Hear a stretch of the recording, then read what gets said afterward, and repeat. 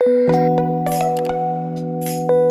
ini diceritakan kalau setiap orang memiliki kekuatan unik bawaan sejak lahir yang disebut roh pelindung yang bisa digunakan dalam sebuah pertarungan.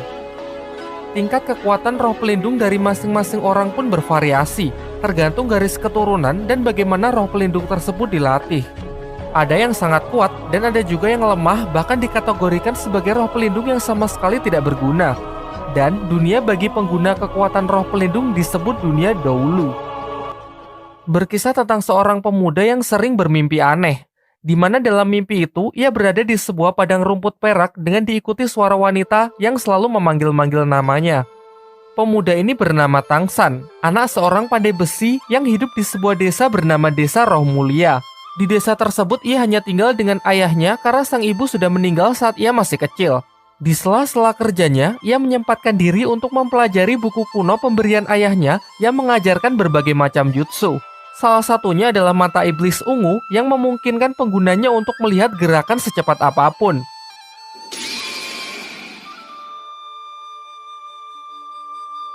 Diceritakan suatu ketika dalam perjalanan pulang, Tangsan bertemu dengan siluman laba-laba yang hendak memangsanya.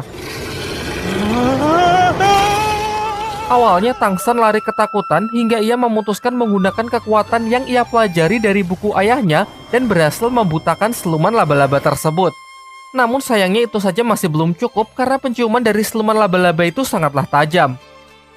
Beruntung seorang pria misterius datang dengan kekuatannya, ia berhasil mengusir siluman itu. Tangsan dibuat sangat terkejut melihat orang tersebut yang bisa mengubah tangannya menjadi cakar serigala. Sampai pria ini memperkenalkan dirinya yang diketahui bernama Suyanto dan menjelaskan bahwa kekuatannya disebut roh pelindung. Ia berasal dari suatu tempat di kota yang disebut Balai Roh Pelindung dan sedang ditugaskan untuk berkeliling mencari para calon murid baru. Kemudian ia menyatakan lumayan terkesan melihat kemampuan bertempur Tangsan yang bahkan belum membangkitkan kekuatan roh pelindungnya, tetapi sudah mampu membutakan mata siluman roh. Sesampainya di rumah, Tangsan menceritakan mengenai kejadian yang baru saja ia alami kepada ayahnya. Tetapi sang ayah terlihat cuek dan sama sekali tidak peduli. Lalu Tangsan juga mengatakan mimpi yang selalu menghantuinya belakangan ini, apakah ini berkaitan dengan ibunya. Tetapi sang ayah tidak menjelaskan apapun. Juga ia selalu merahasiakan cerita di balik kematian ibunya yang membuat Tangsan selalu bertanya-tanya.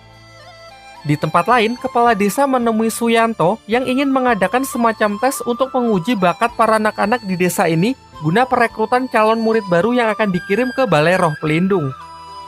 Singkat cerita, kepala desa pergi ke rumah Tangsan untuk mengabarkan hal ini dan juga menyuruh Tangsan untuk ikut ambil bagian. Tetapi sayangnya sang ayah mendengar hal tersebut secara tegas melarangnya tanpa memberikan alasan apapun. Kemudian malam harinya ayah Tangsan membakar buku yang telah Tangsan pelajari dan menyuruhnya untuk tidak menceritakan kepada siapapun. Karena diliputi rasa penasaran, besoknya Tangsan pergi ke tempat ujian tes. Tetapi karena menghormati ayahnya, ia tidak ikut serta dan hanya mengintip dari jendela untuk melihat anak-anak lain membangkitkan kekuatan roh pelindungnya. Suyanto yang mengetahuinya menyuruh Tangsan agar mencobanya, karena tidak ada salahnya membangkitkan roh pelindung.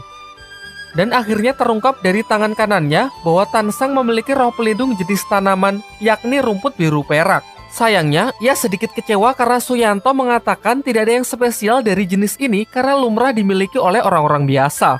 Lanjut ke tes tahap kedua yang dapat menunjukkan tingkat kekuatan dari roh pelindung. Semuanya pun dibuat sangat terkejut karena berbanding terbalik dengan jenis roh pelindungnya yang biasa-biasa saja karena roh pelindungnya memiliki kekuatan roh penuh yang sangat langka.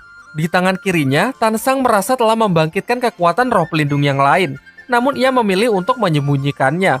Karena keistimewaannya inilah, Suyanto memberikan undangan kepada Tangsan untuk bergabung dengan Balai Roh Pelindung. Setibanya di rumah, Tangsan berterus terang kepada ayahnya kalau ia tadi siang mengikuti ujian dan telah berhasil membangkitkan roh pelindung di tangan kanannya, yakni rumput biru perak. Selain itu, di tangan kirinya ia juga telah membangkitkan roh pelindung yang lain. Hal ini membuatnya memiliki roh pelindung ganda. Kemudian sang ayah meminta Tangsan berkonsentrasi untuk mengeluarkan kekuatan itu. Terlihat sebuah palu hitam muncul yang diketahui bernama Huotian. Sang ayah lalu menyuruh putranya tersebut agar menyembunyikan kekuatan tangan kirinya dari siapapun dan menjelaskan bahwa palu itu harus ia gunakan untuk melindungi roh pelindung di tangan kanannya. Singkat cerita, setelah melihat potensi putranya, sang ayah mengizinkan Tang San untuk menerima undangan itu dengan 2 syarat. Yang pertama, Tang San di sana hanya boleh belajar tanpa bergabung dengan balai roh pelindung. Dan untuk syarat kedua, Tang San harus membuat sebuah jarum besi dengan memukul besi berulang kali di titik yang sama.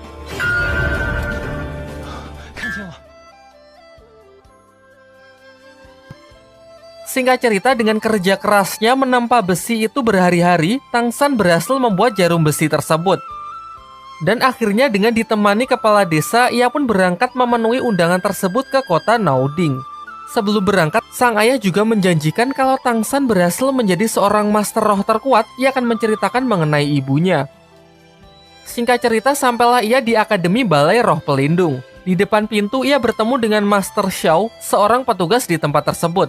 Tang San lalu menunjukkan kekuatan roh pelindungnya, yaitu rumput biru perak, namun Master Xiao terlihat kurang tertarik. Di sana ia juga bertemu dengan siswa lain yang diketahui anak wali kota di kota tersebut, dan asistennya yang juga menjadi siswa di akademi ini. Sempat terjadi pertikaian di antara mereka karena anak wali kota ini benar-benar sombong. Tang San lalu menceritakan kalau ia menerima undangan dari Suyanto karena memiliki kekuatan roh penuh yang sangat spesial. Mendengar hal itu, Master Xiao mengejarnya dan mulai menunjukkan ketertarikannya dengan Tang San. Ia kemudian menyuruh Tang San untuk menunjukkan tangan kirinya karena berdasarkan penelitiannya ia berteori kalau pemilik jenis roh pelindung rumput biru perak memiliki roh pelindung ganda. Tetapi Tang San langsung menyangkalnya dengan mengatakan kalau ia hanya memiliki 1 jenis roh pelindung. Kemudian Master Xiao berbaik hati mengantar Tang San menuju asramanya. Di perjalanan, ia menceritakan bahwa diharuskan bagi siswa baru untuk membunuh kelinci demi melatih keberanian membunuh. Karena untuk menjadi seorang master roh nantinya akan membunuh roh siluman demi mendapatkan cincin roh yang berguna meningkatkan kekuatannya. Tetapi Tang San yang tidak setuju dengan hal itu pergi untuk membebaskan kelinci-kelinci itu. Menurutnya membunuh tanpa alasan yang jelas adalah bentuk penyiksaan. Kekuatan sejati bukan untuk membunuh, melainkan untuk melindungi. Ia menentang anak wali kota yang membuat hubungan mereka semakin memanas. Terlihat dari kejauhan, seorang gadis bernama Xiaowu juga merupakan siswa baru, mengamati mereka dan cukup terkesan dengan sikap baik hati Tang San. Setibanya di asrama, Tang San bertemu dengan siswa baru yang bernama Hua Sheng yang memiliki kekuatan roh pelindung harimau. Ia mengklaim kalau dirinya adalah yang terkuat sehingga ia sangat layak menjadi ketua asrama. Tak lama setelah itu, Xiaowu datang dan mengatakan bahwa ia juga akan tinggal di asrama tersebut dan akan tidur di sebelah Tang San. Namun selaku ketua asrama, Hua Sheng menolak hal itu. Sampai akhirnya Xiaowu menantangnya bertarung untuk memutuskan siapa yang akan menjadi ketua. Semuanya pun dibuat sangat tercengang karena bahkan tanpa kekuatan roh pelindungnya, Xiaowu bisa menang telak.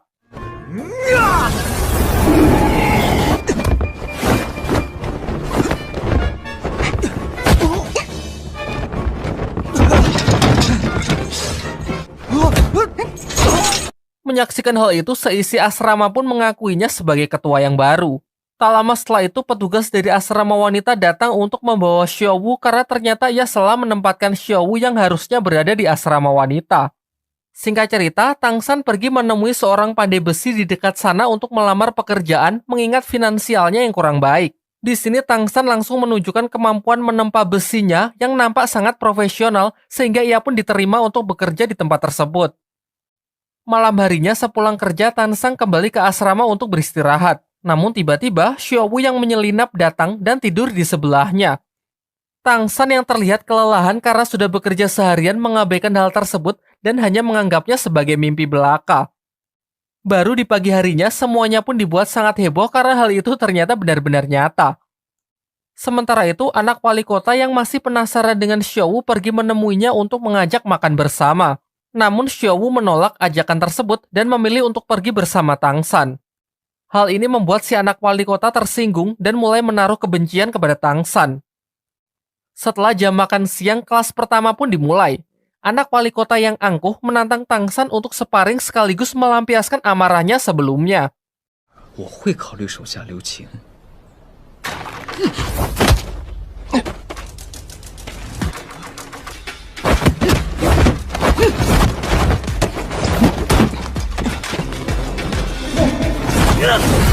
Akan tetapi, ia justru dipermalukan karena Tansang yang terlihat lebih unggul berkat hasil latihan di desa menggunakan buku pemberian ayahnya.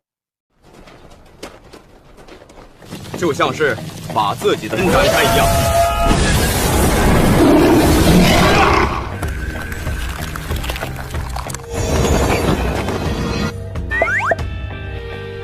Di pelajaran selanjutnya, anak Pak Wali Kota yang tak bisa menerima kekalahan kembali menyerang Tangsan.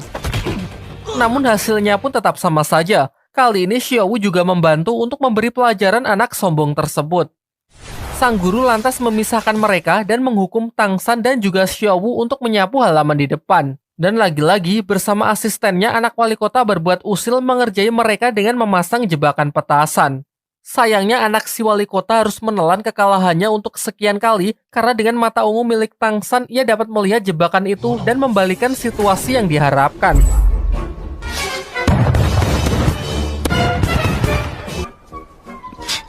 Kembali ke dalam kelas, semua siswa menunjukkan kekuatan roh pelindungnya masing-masing. Tangsan juga memperlihatkan roh pelindungnya yang berupa rumput biru perak yang kemudian meminta sang guru untuk melatihnya agar bisa digunakan dalam pertempuran. Namun sang guru malah mengatakan kalau roh pelindung rumput adalah roh pelindung terlemah yang sama sekali tidak berguna dalam pertempuran. Lantas ia pun menyarankan Tangsan untuk menjadi master teori saja untuk menjadi seorang guru.